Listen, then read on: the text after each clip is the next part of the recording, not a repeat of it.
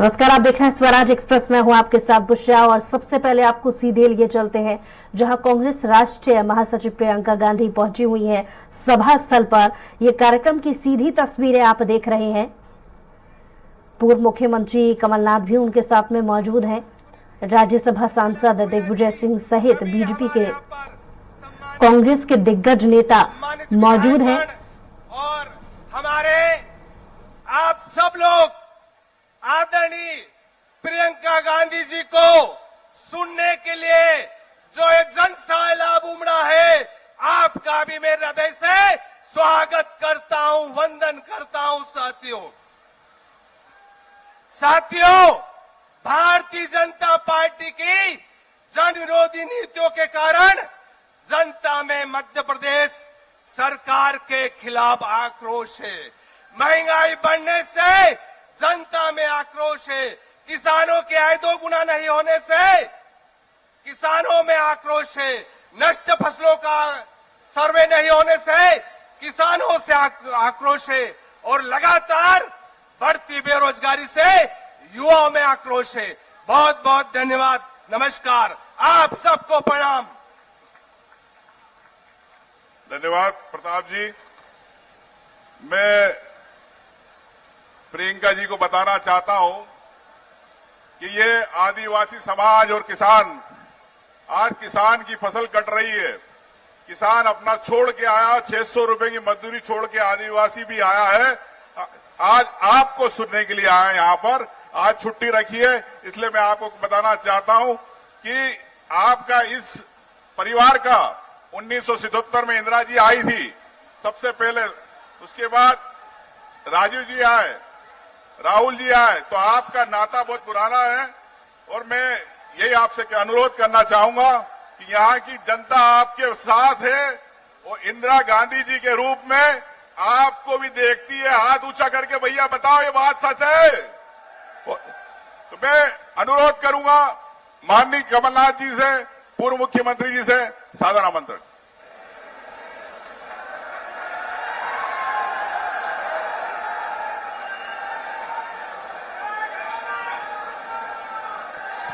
कांतिलाल भूरिया जी, दिग्विजय सिंह जी, सुरेश पचौरी जी, उमंग सिंगार जी, प्रताप ग्रेवाल जी, मैं सब विधायक का नाम नहीं ले रहा, माफ करिएगा, पर हमारे सभी यहाँ महान विधायकगण, आदरणीय बुजुर्गों, भाइयों बहनों और अति उत्साहित नौजवानों, सबसे पहले हम सब नारा लगाएंगे, जय सेवा, जय जोहार, जय आदिवासी।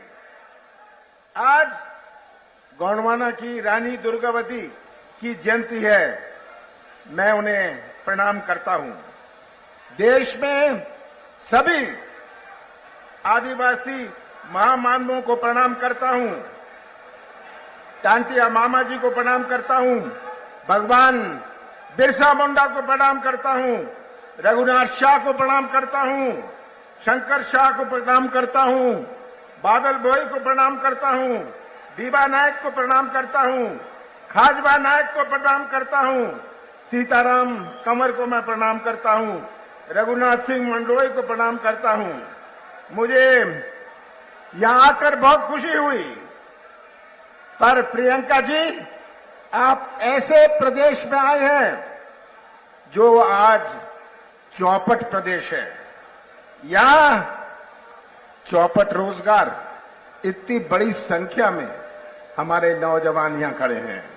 यहां चौपट भर्ती व्यवस्था, चौपट कृषि व्यवस्था, चौपट स्वास्थ्य व्यवस्था, चौपट उद्योग व्यवस्था, चौपट अर्थव्यवस्था, चौपट सुरक्षा व्यवस्था, चौपट पोषण व्यवस्था। ये आज तस्वीर प्रदेश की आप सबके सामने है। ये चौपट प्रदेश बना हुआ है। और जब मैं ये नौजवानों की ओर देखता हूं, सबसे बड़ी चिंता आज हमारे नौजवानों की भविष्य की है। आज का नौजवान मध्य प्रदेश का निर्माण करेगा भविष्य में। अगर नौजवान का ही भविष्य अंधेरे में रहा तो कैसा निर्माण होगा मध्य प्रदेश का। आज सबसे बड़ी चुनौती, बहुत सारी चुनौतियां हमारे प्रदेश में हैं, पर मैं मानता हूं कि सबसे बड़ी चुनौती हमारे नौजवानों के भविष्य का है।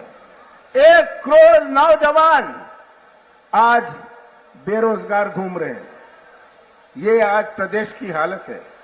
और शिवराज सिंह जी 18 साल के बाद हर साल हर 11 महीने कहते हैं मैं 1 लाख की भर्ती कर रहा हूं। 11 महीने पहले का 1 लाख की भर्ती होने वाली है।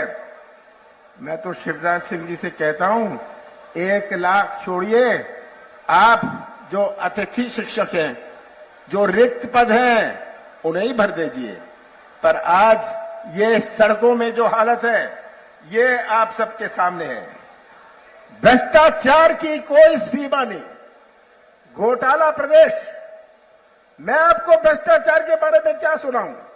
हमारे प्रदेश का हर व्यक्ति, आप भी यहां हैं उनमें से, अपने प्रदेश का हर व्यक्ति या तो भ्रष्टाचार का शिकार है या भ्रष्टाचार का गवाह है। सही बात है, या गवाह है। ये आज हमारे प्रदेश का हाल है। भ्रष्टाचार की व्यवस्था बनाई हुई है। पैसे दो, काम लो।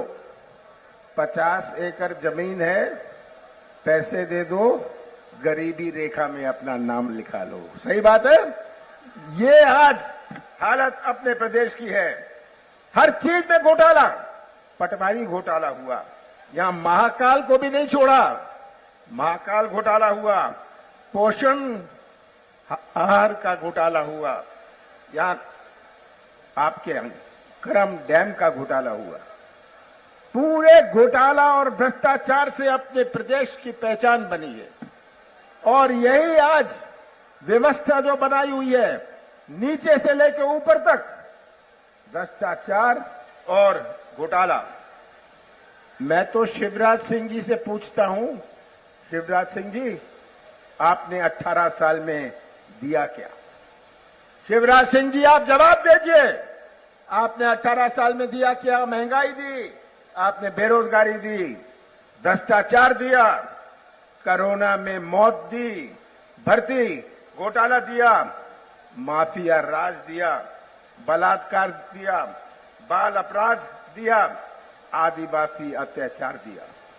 आज पूरे देश में मध्य प्रदेश है नंबर 1 आदिवासियों के अत्याचार पर। ये आदिवासी क्षेत्र है। और कितने दुख की बात है कि हमारा प्रदेश कैसा कलंकित हुआ है। ये मेरे आंकड़े नहीं हैं, ये तो केंद्र सरकार के आंकड़े हैं। सबसे ज्यादा अत्याचार पूरे देश भर में मध्य प्रदेश में आदिवासियों पर है। ये आप सबके सामने है। मैं तो आपसे कहना चाहता हूं कि ये तस्वीर अपने सामने रख लीजिए, ये तस्वीर अपने सामने रख लीजिए। आज शिवराज सिंह जी को 18 साल बाद बहनें याद आई हैं, 18 साल बाद कर्मचारी याद आए हैं, क्योंकि 6, 7, 8 हफ्ते में चुनाव है। शिवराज जी, ये कलाकारी की राजनीति बहुत हो गई, ये नाटक और नौटंकी की राजनीति बहुत हो गई। आपको ये दुखी किसान, जिसको खाद और बीज के लिए भटकना पड़ता है, जिसको न्याय के लिए भटकना पड़ता है। ब्रेक के बाद स्वागत है आप सभी का। और अब आपको सीधे लिए चलते हैं धार, जहां कांग्रेस राष्ट्रीय महासचिव प्रियंका गांधी सभा स्थल पर पहुंच चुकी हैं और ये मंच की सीधी तस्वीरें। इनमें और साधारण जनता में क्या फर्क था?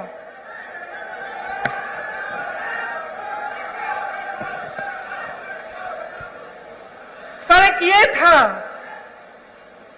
कि इन्हें हम महापुरुष इसलिए कहलाते हैं क्योंकि उन्होंने आजीवन जनता के लिए संघर्ष किया, एक जनता के साथ भरोसे का रिश्ता जोड़ा और उस भरोसे को जीवन भर नहीं टूटने दिया। इसीलिए आज भी उनके गुजर जाने के सैकड़ों साल, दशकों बाद हम उनकी याद करते हैं और उनको नमन करते हैं। मेरी दादी इंदिरा गांधी जी भी एक इसी तरह की महापुरुष थी, पुरुष नहीं थी, मतलब एक बहुत बड़ी हस्ती थी जिन पर आपका पूरा भरोसा था। और आपका भरोसा इसलिए था क्योंकि उन्होंने दिन रात आपके लिए काम किया। एक भावनात्मक रिश्ता था और आज यहां खड़े हुए उस रिश्ते की भी मुझे याद आती है। हम छोटे थे, हमें आपकी कहानियां बताती थी, आपकी संस्कृति के बारे में बताती थी, और जो रिश्ता आपके और उनके बीच था वो आदर का रिश्ता था, प्रेम का रिश्ता था, श्रद्धा का रिश्ता था। ये एक तरफा नहीं था। ये बात नहीं थी कि सिर्फ आप उनसे प्रेम करते थे या उनके प्रति आपके दिल में श्रद्धा थी। उनके दिल में भी आपके लिए श्रद्धा थी, उनके दिल में भी आपके लिए प्रेम था, और वो आपकी संस्कृति की, आपकी के प्रति उनके दिल में श्रद्धा और आदर थी।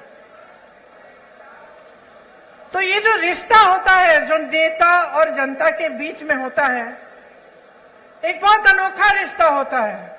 जैसे मैंने कहा, इस रिश्ते को अगर नेता निष्ठा से सींचता है, काम करके दिखाता है, तो ये रिश्ता मजबूत बनता है। तो एक ऐसा रिश्ता बनता है जैसा इंदिरा जी का आपके साथ था। आजकल परिस्थितियां काफी अलग हो चुकी हैं। हमारी तरह बहुत नेता चुनाव के समय खास तौर से आपके सामने आकर बड़े बड़े भाषण देते हैं, आप सबकी बातें सुनते हैं। मैं भी सुन रही थी। आज सुबह जब मैं उठी, मैंने कहा मैं देखती हूँ मोदी जी क्या भाषण दे रहे हैं, क्योंकि वो क्या कह रहे हैं वो भी सुनना जरूरी है। तो मुझे ताज्जुब हुआ कि जो जो हम कहते हैं वही वो कहते हैं। हम कहते हैं उन्होंने घोटाले किए, वो कहते हैं हमने किए। हम कहते हैं हमने विकास किया, वो कहते हैं उन्होंने किया। हम कहते हैं हमने रोजगार दिलाए, वो कहते हैं उन्होंने दिलाए। तो मैं सोच रही थी कि ये तो भाषण तो सभी सेम कहते हैं, वही भाषण है। तो जनता को कैसे पता चलेगा कि कौन क्या कह रहा है और इस बीच सच्चाई क्या है? हाँ, मुझे मालूम है। मैं यहां आ रही थी तो मैंने कुछ लोगों से पूछा, नौजवान खड़े थे, मैंने पूछा कि भाई क्या लगता है इस चुनाव में क्या होने वाला है, मध्य प्रदेश का भविष्य क्या है?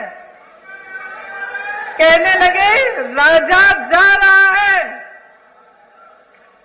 तो मैंने कहा अच्छा, क्यों? कहने लगे कि इस बार हमारा वोट रोजगार के लिए डलेगा।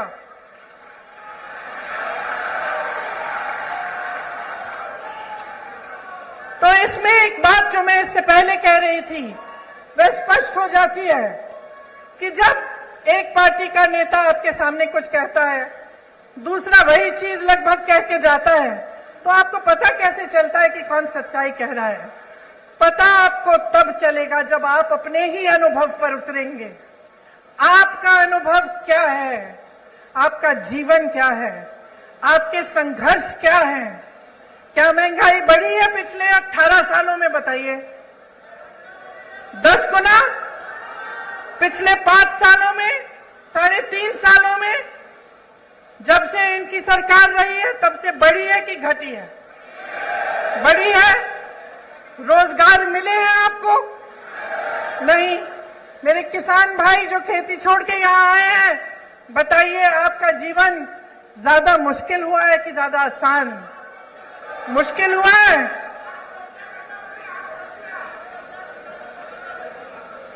आपको मालूम, आप कह रहे हैं किसानों की आत्महत्या 17,000 में, मैंने अभी एक आंकड़ा सुना कि लगभग 17,000 नवयुवकों ने आत्महत्या की है पिछले 18 सालों में।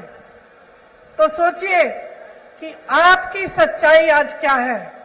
किसी की बातों में मत पड़िए। मैं तो कहती हूं मेरी बातों में भी मत पड़िए, अपनी सच्चाई और अपने अनुभव में पड़िए और उस अनुभव के आधार पर अपना निर्णय लीजिए। आज हम इस देश में खड़े हैं जिस पर हम सबको गर्व है। और गर्व क्यों है?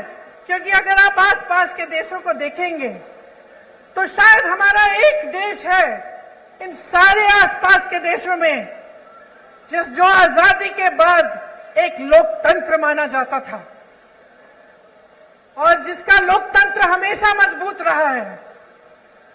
और ये लोकतंत्र हमारे संविधान में गढ़ा हुआ है। जिन्होंने हमारे संविधान को लिखा और बनाया उन्होंने जीवन इस देश के लिए दिया। एक नहीं थे, बहुत सारे लोग थे हमारे स्वतंत्रता सेनानी। और हमें गर्व है आज अपने देश पर जिसके संविधान में लिखा है कि हर जने को समान अधिकार मिलना चाहिए।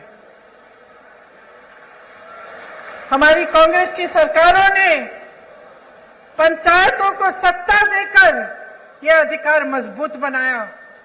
आज देखिए आज की परिस्थिति क्या है।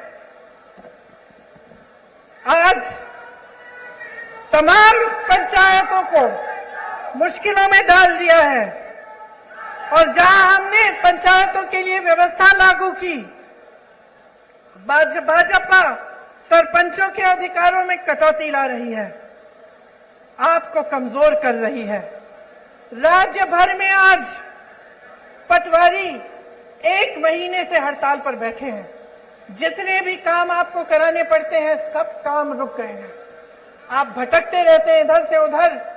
उनकी अपनी मांग है, उनको भी सरकार ने सहायता नहीं दी, वे हड़ताल पे बैठे हैं। ये स्थिति है आज यहाँ की। 18 सालों में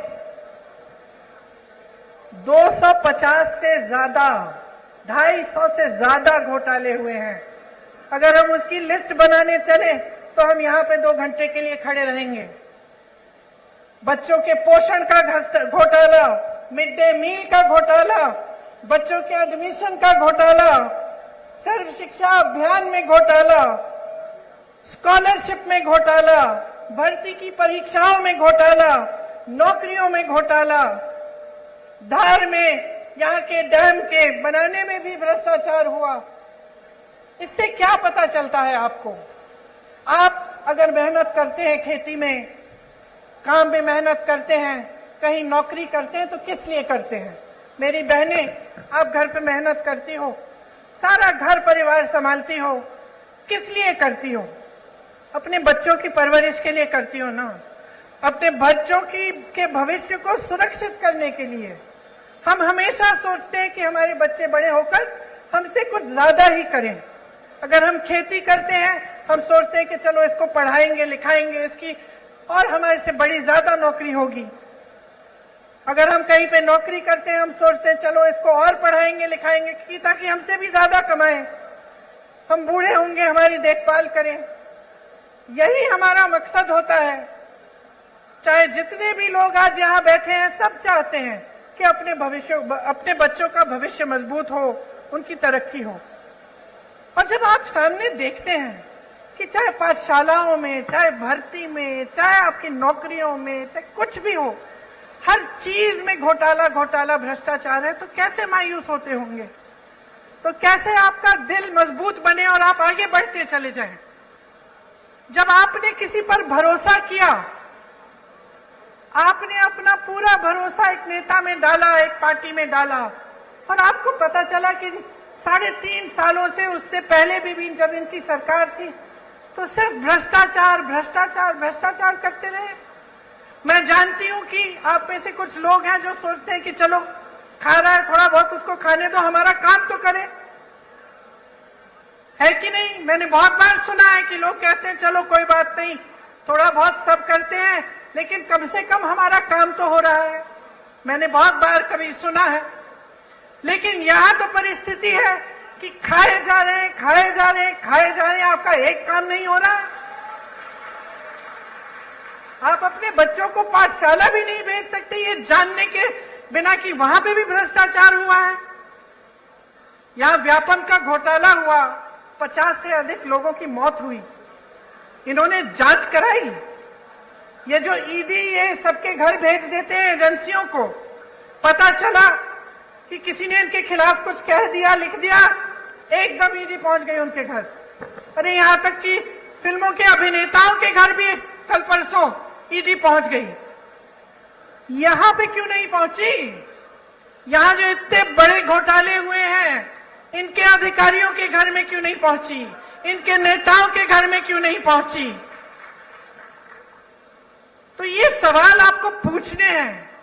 जब मां नर्मदा के साथ घोटाला हो सकता है, भ्रष्टाचार हो सकता है, जब महाकाल की मूर्तियों के साथ सप्तऋषियों की जो मूर्तियां हैं उन्हें स्थापित एक दिन किया, अगले दिन बह गई, इनके साथ जब भ्रष्टाचार हो सकता है, जब भगवान के साथ कोई घोटाला और भ्रष्टाचार करने की हिम्मत करता है, तो क्या समय नहीं आ गया है इनको बदल डालने का? बताइए।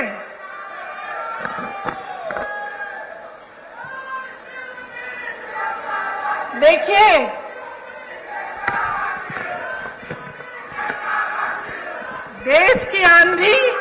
देश की आंधी इस देश का नौजवान है। जाग जाओ मेरे भाइयों और बहनों।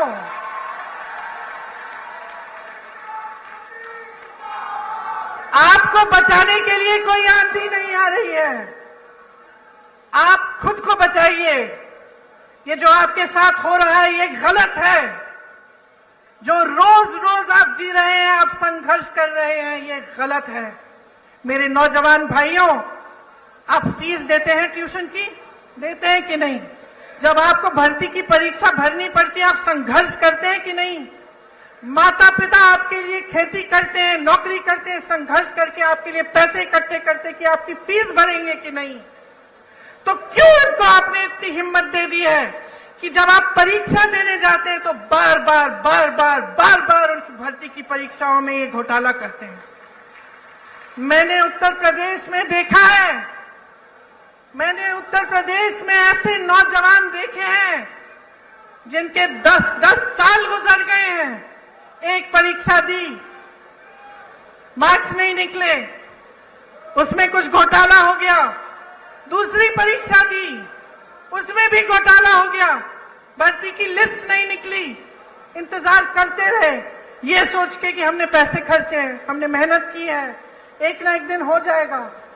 इंतजार करते रहे। जो बच्चा 22 साल का था, 21 साल का था, अब नौकरी नहीं मिली।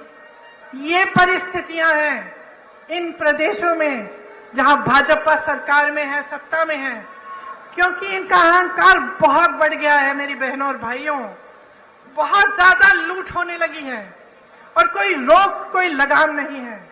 आप सोचिए, जब आप ही की संपत्ति, इस देश की संपत्ति, जो सबसे बड़े बड़े पीएसयू हैं, वही अपने दोस्तों को बेच डाले। जब यहां खड़े हुए जितने भी अधिकारी हैं, पुलिस वाले खड़े हैं, कर्मचारी हैं, इनको पुराना पेंशन नहीं मिलता। जब इसको देने का समय आता है तो आपको बताया जाता है कि पैसे नहीं है। तो अगर पैसे नहीं है तो अडानी जी के हजारों करोड़ लोन माफ कैसे हो रहे हैं? अगर किसान के कर्ज माफ नहीं हो सकते तो ये बड़े बड़े उद्योगपतियों के कर्ज माफ कैसे हो रहे हैं? ये सवाल आपको पूछना पड़ेगा, क्योंकि आप अगर ये सवाल नहीं पूछेंगे तो हमारी नहीं, इन सब नेताओं की नहीं, आप सबकी जिंदगी बर्बाद होगी,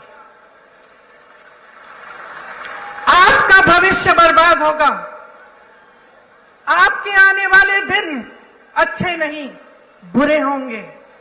और ये बात आपको गहराई में समझनी पड़ेगी।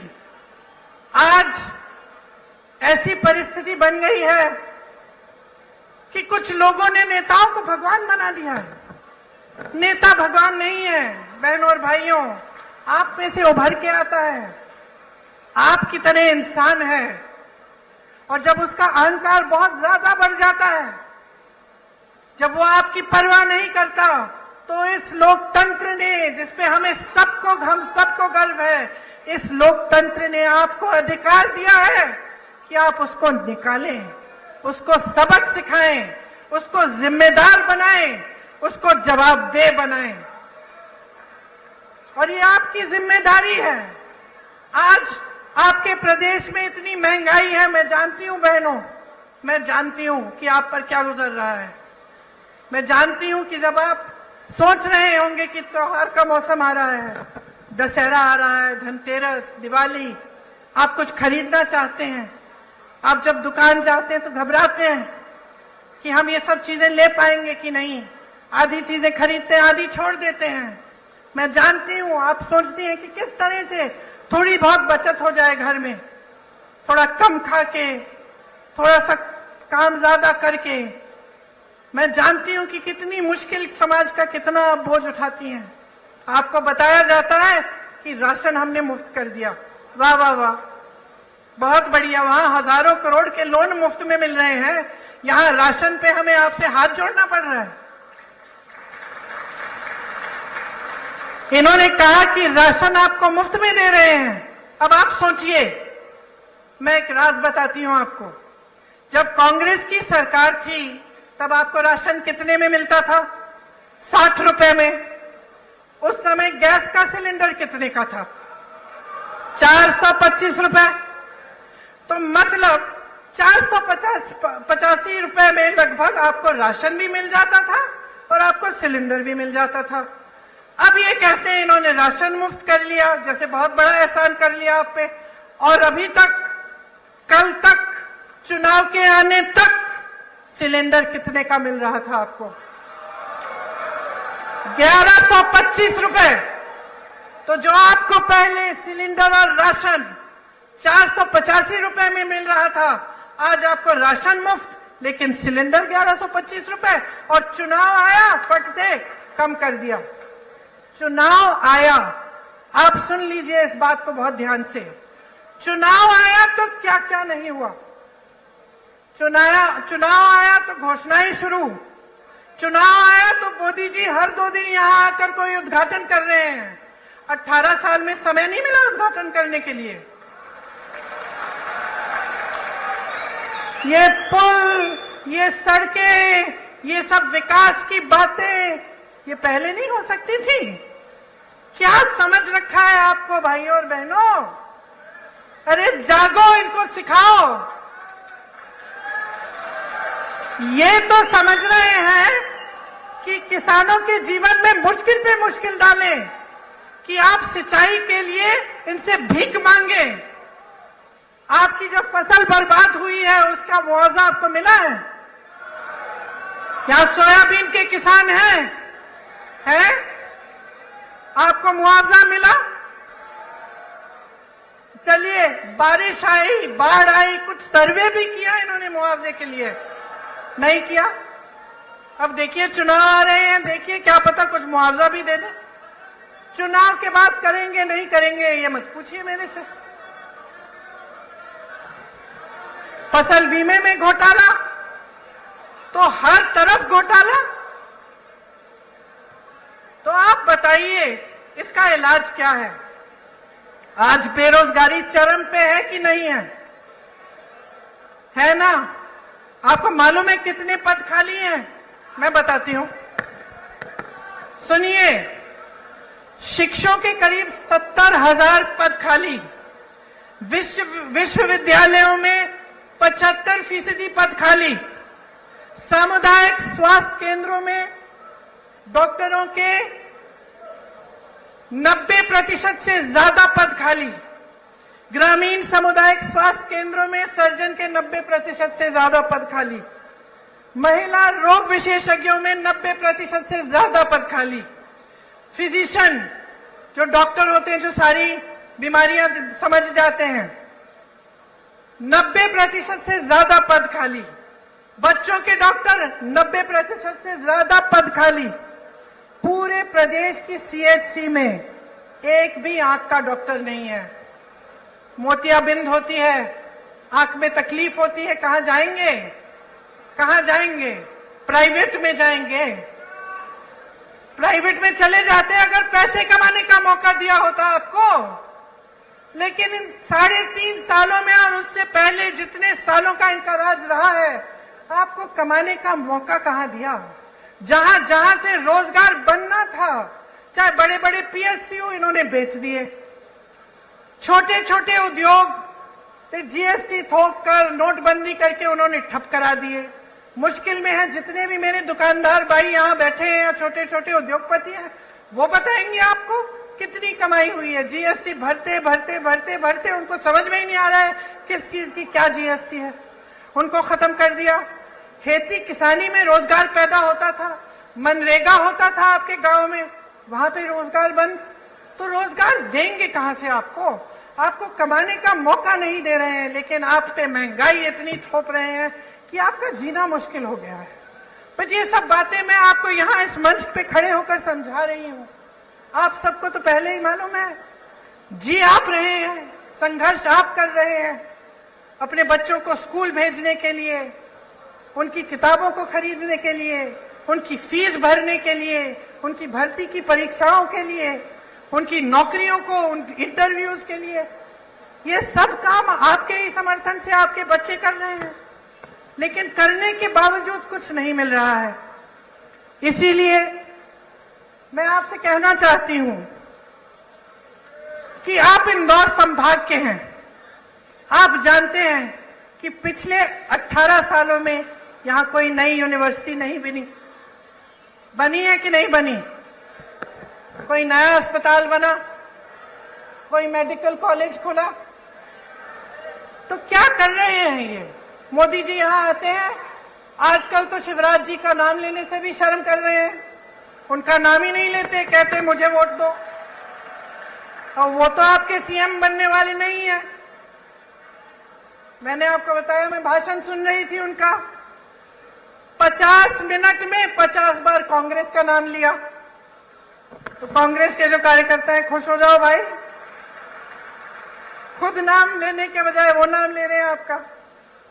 मैं तो कहती हूं, छोटी हूं उनसे, कम अनुभव है, उम्र भी कम है, लेकिन एक छोटी सी सलाह दे देती हूं, जितनी बार कांग्रेस का नाम 50 मिनट के भाषण में लेते हैं, विकास का नाम ले लीजिए।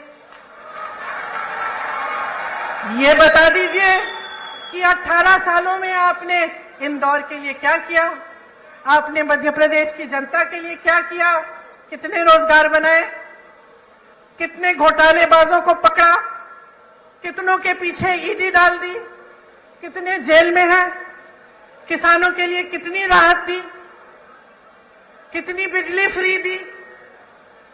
लेकिन ये बात नहीं कर सकते, इनमें हिम्मत नहीं है, क्योंकि काम नहीं किया है।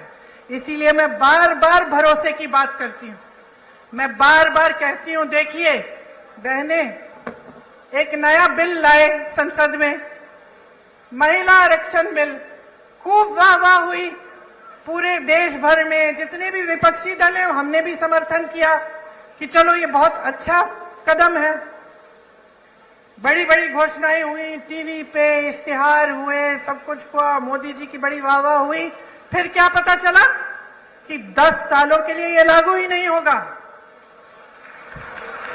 इससे पहले जाति जनगणना करनी पड़ेगी, उससे पहले परसिमन करना पड़ेगा, 10 साल लगेंगे। तो फिर इस घोषणा का मतलब क्या है?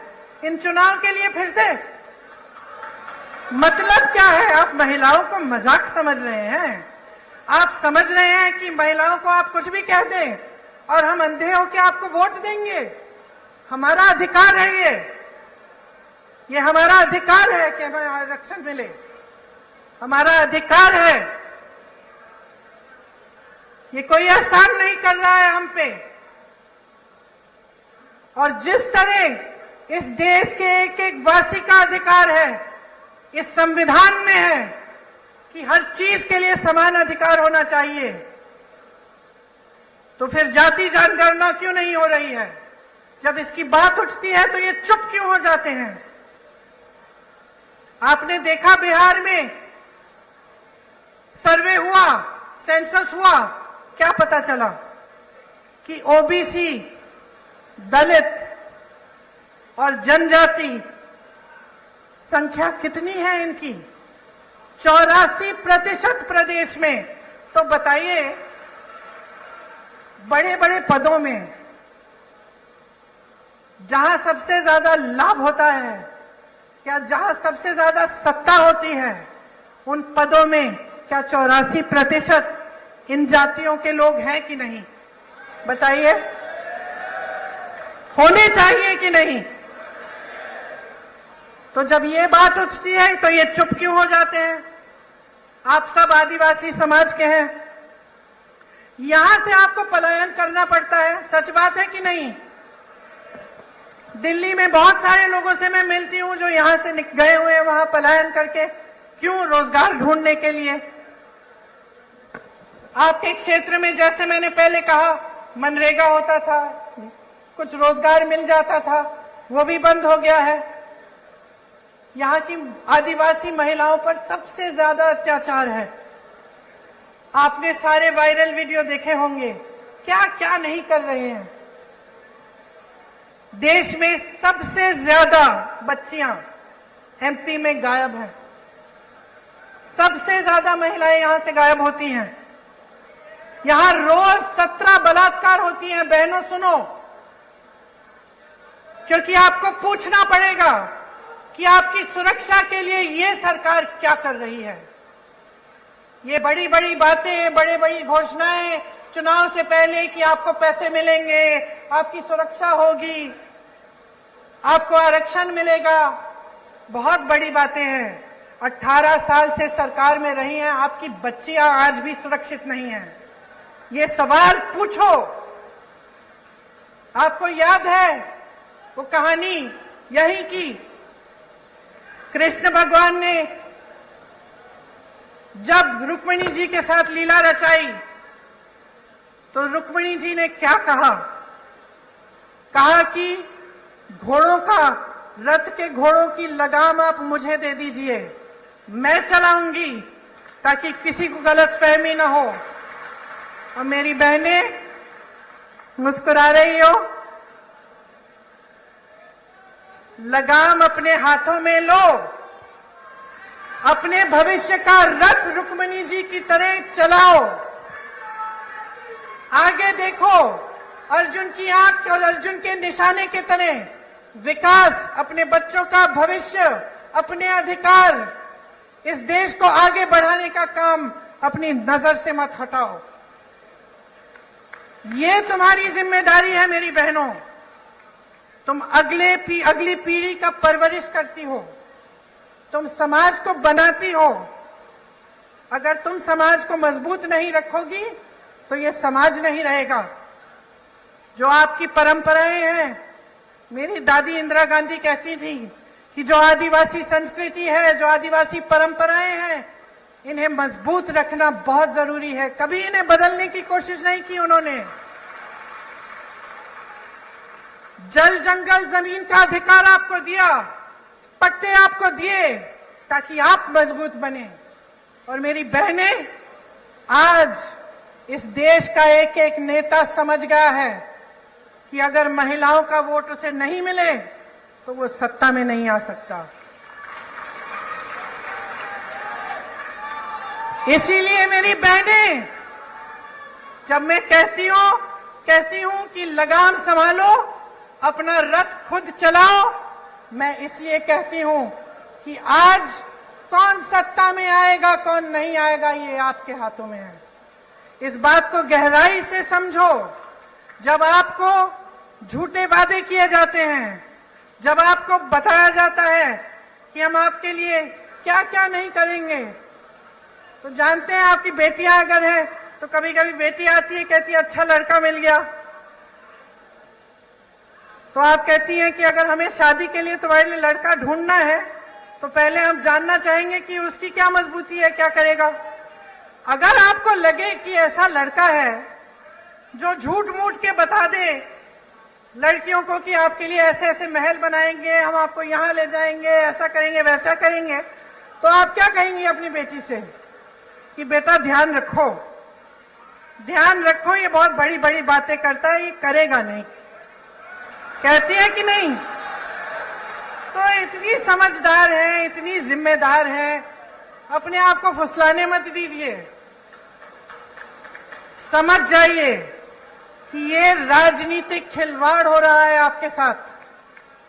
आपको अपना भविष्य मजबूत बनाना है तो जैसे मैंने शुरू में कहा, अपने अनुभव पर उतरिए। आप देखिए, आपके जीवन में तरक्की आई, महंगाई घटी, आपके बच्चों को रोजगार मिला, खेती में आप काम करते हैं वहां आपको कोई सहायता मिली सरकार से? क्या नई पाठशालाएं बनी, विश्वविद्यालय बने, अस्पताल बने? और अगर नहीं बने हैं तो बहनों और भाइयों जाग जाओ और एक ऐसी सरकार लाओ जो ये सारे काम आपको करके दिखाए।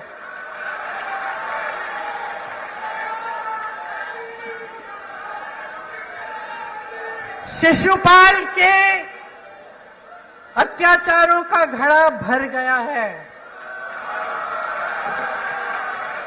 भर गया है। अब कृष्ण भगवान की तरह कृष्ण रूपी बन जाओ और कृष्ण भगवान की तरह इनको निकाल दो, इनको खत्म कर दो।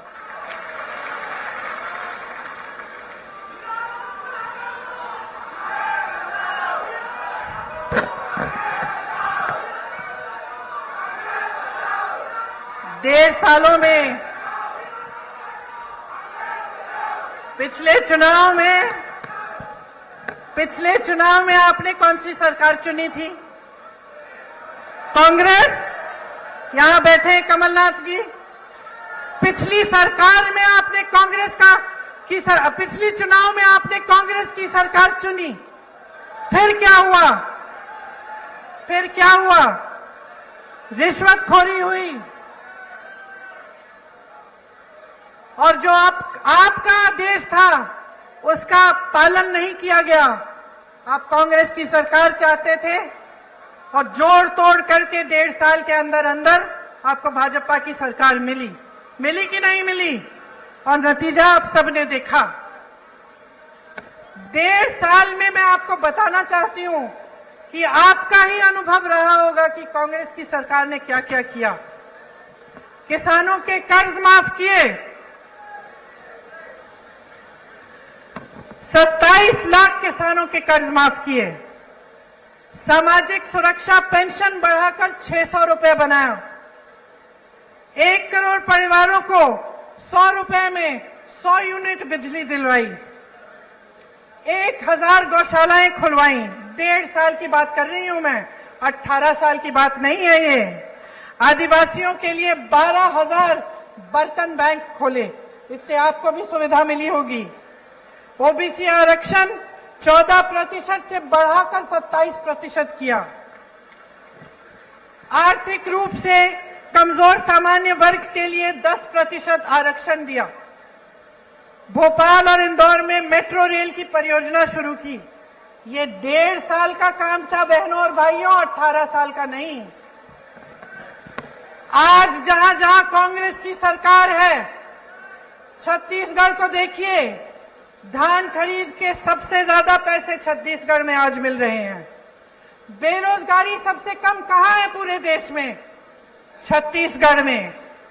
सबसे ज्यादा वन अधिकार के पट्टे कहां मिले हैं? छत्तीसगढ़ में मिले हैं।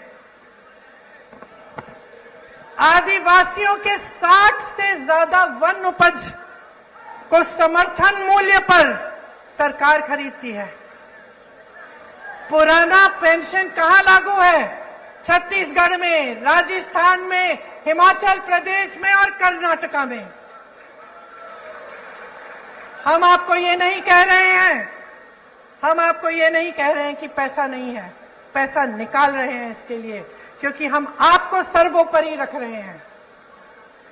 कर्नाटका में मेरी बहनों, बस की यात्राएं पूरे प्रदेश में मुफ्त है बहनों के लिए।